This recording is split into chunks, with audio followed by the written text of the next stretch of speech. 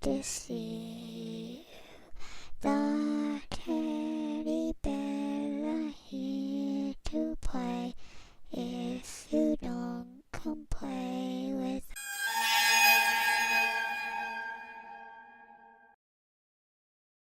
Welcome to Frightened Female. This is Crystal. Before we get to today's true scary story, I wanted to talk about a phenomenon that was brought up to me by a viewer. And I had just done the video of the night hag, and they mentioned the Hat Man. And I thought I had researched every scary thing in the book, and I was very wrong. I knew nothing about the Hat Man. I looked into it, and this is according to micahackerman.com. And I quote, "A couple weeks ago, I talked about the creepy phenomenon known as the shadow people. Now, shadow people are apparitions that usually appear in your sleep or have some association with sleep paralysis. Today, I would like to look at one particular shadow entity known as the Hat Man." So I'm assuming this is different than the night hag.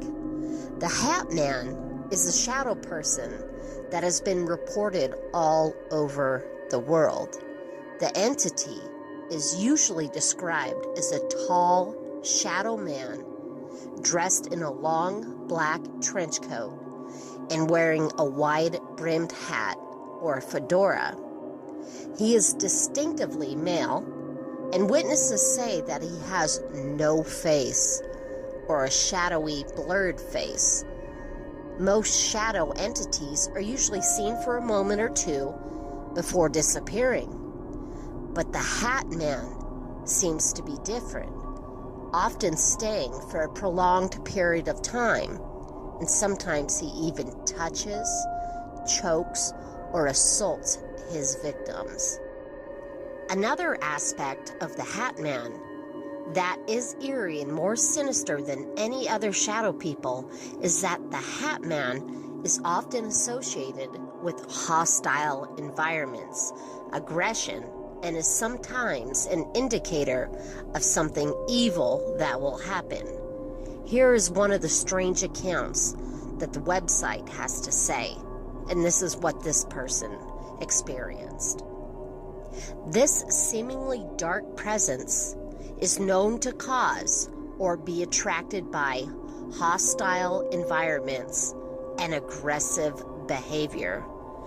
Those who see him are often witness to domestic disturbances and family breakdown, noting a tangibly negative atmosphere, sense of dread or hopelessness. And for this reason, many have labeled the spirit as a demon, an intelligent haunt capable of both physical and psychological manipulation. The Hat Man may well be to oppress those it comes into contact with, seeming to tend credence to this theory. So the Hat Man seems to take pleasure in the terror he causes, and witnesses have reported the feeling that the Hat Man is somehow feeding off of their fear. Other witnesses have reported that the Hat Man sometimes has glowing red eyes and black, featureless, solid eyes. Others have said that the Hat Man is a fallen angel or an angel of death that comes to you just before you die. Very, very interesting. Again, when I went through my sleep paralysis, I didn't see any figure. But again, I've read a lot of stories of people that have seen the night hag, but the Hat Man, that's new to me. I wasn't very aware about it, but guys, in the comment field below, let me know what you think. Do you think it is demonic? Do you think it's like a grim reaper, coming right before you do pass away? Very scary, interesting stuff. The battle between sleep paralysis or paranormal. I don't know. It's hard to say. But you guys, with that, I'm going to go into our true scary story submitted by David. Thank you so much, David. Without further ado, let's begin. I was in 8th grade and living in Oregon the night this occurred, and I'll never forget it to this day. I befriended a kid from school that was sort of an outsider. He had dark hair and was sort of gothic. Quiet, but really nice. We both were into comic books and shared interest in video games. We had never hung out at each other's houses before, just the arcade or the public pool in town. So I was excited when I got invited over to his house to spend the night. He always said that his parents rarely ever let guests over, but since his report card was good, they allowed him to invite me over just for one night. So I saw his folks only one time, just in passing, but I never spoke to them. My parents said that it was okay to stay the night over there, so I packed my overnight bag and stood anxiously by my window, waiting for my friend and his mother to come pick me up. Finally, their car pulled up, thankfully with the directions I had given them. He told me no need for a sleeping bag, that their house had extra beds. So I said, "Bye, Mom. Bye, Dad," gave an emergency phone number, and I headed out to the driveway, and I hopped in their back seat. "Hey, buddy," he said. He turned to his mother and said, "Mom, this is my friend David." "Nice to meet you," I said. She was wearing heavy, dark glasses and barely acknowledged my presence in the vehicle. She just nodded and muttered, "Hello," very softly, looking forward the entire time. I remember it being very strange and awkward. My own friend even had little conversation with me. But we were approaching a very nice neighborhood about 5 miles away. Many newer homes, all of them 2-story. "Wow, you have such a nice big house," I said as we pulled into their garage. "Thanks," he said. "It just sucks when your weekly chores to do the vacuuming." I chuckled, but the mother didn't. She just stared at her son, very cold. "And we don't allow shoes on inside the house," she said upon getting out. "Wow, this isn't going to be an uncomfortable dinner," I thought sarcastically. Well, thank goodness his parents let us order a pizza and take it up to his room. His father was very much like the mom, quiet and cold in behavior. He barely spoke a single sentence to me, and it was strange. And I then got to understanding why my friend was so quiet and goth-like. An only child with stern parents. Regardless, he was a good friend, and we enjoyed the night, watching NTV and talking about the cute girls at school while flipping through the latest comics. We both had sugar highs from the few sodas we had each. It was cool just hanging out, like any sleepover. So it was around 9 o'clock or so. We heard a tap on the bedroom door. It was the dad. He turned the knob and then peeked in.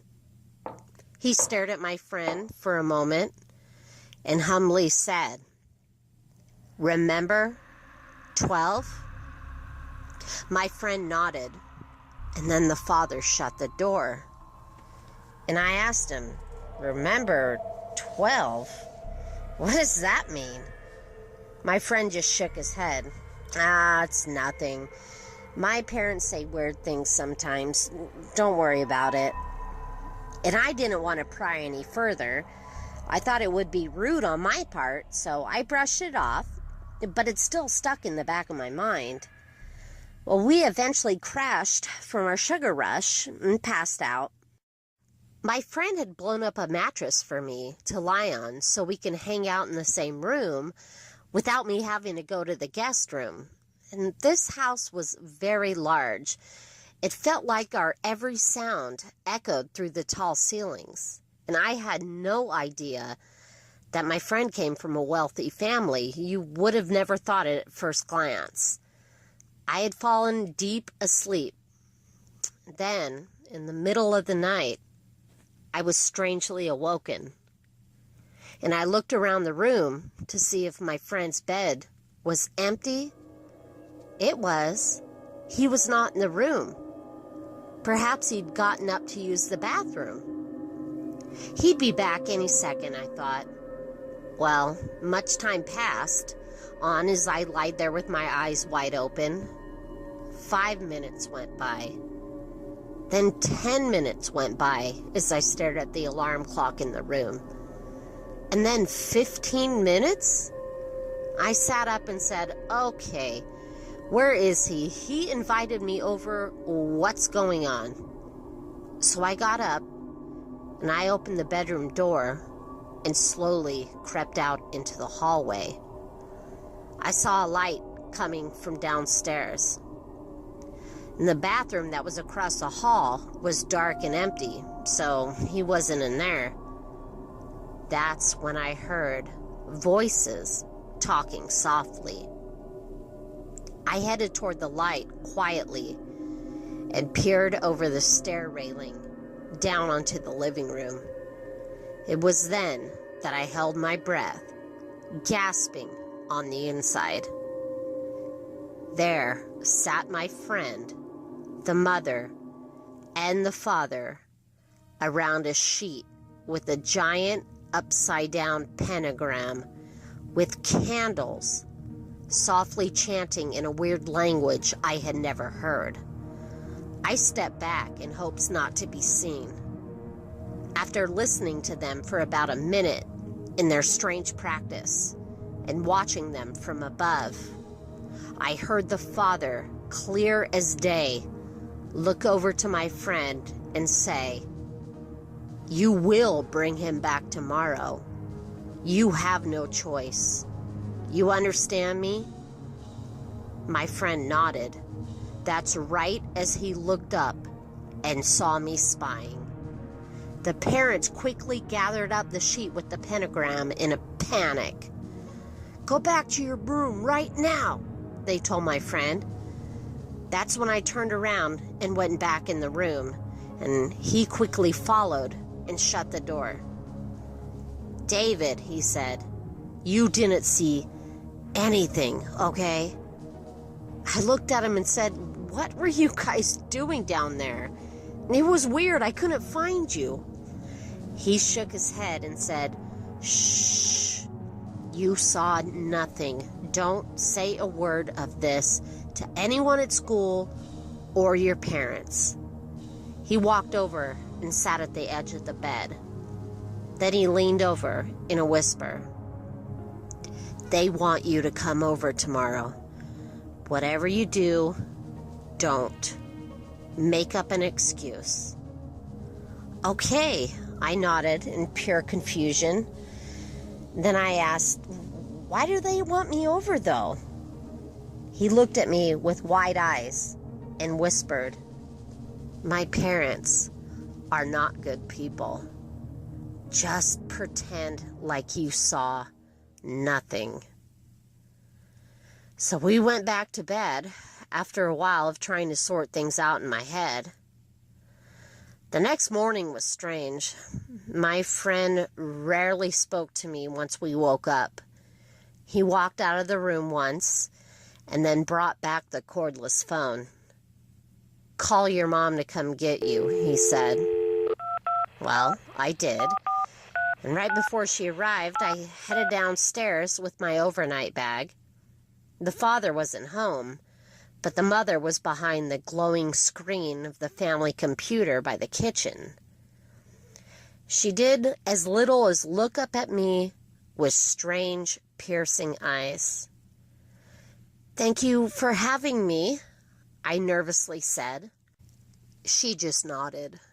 My friend waited with me outside until my mom got there. "Remember what I said, Dave. Tell no one." he said. And I never did. Now that I look back, being in my 20s, I know something dark and sinister was being conducted in that home.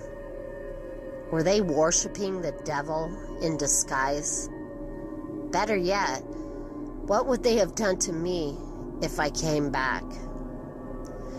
So this friend totally distanced himself from me after that. But that might have been a good thing. Wow, David, I'm almost 100% positive that yes, something demonic was going on there. Thank goodness that your friend at least was able to give you a warning to not go back. And obviously it was meant to be that you didn't go back. Glad you're safe. You guys, if you have a true scary story of your own, please submit it to me. See the description box below. Like and subscribe to my channel. Most importantly, you guys, please be safe. Be aware of your surroundings. And remember to always lock your door. Scare you later.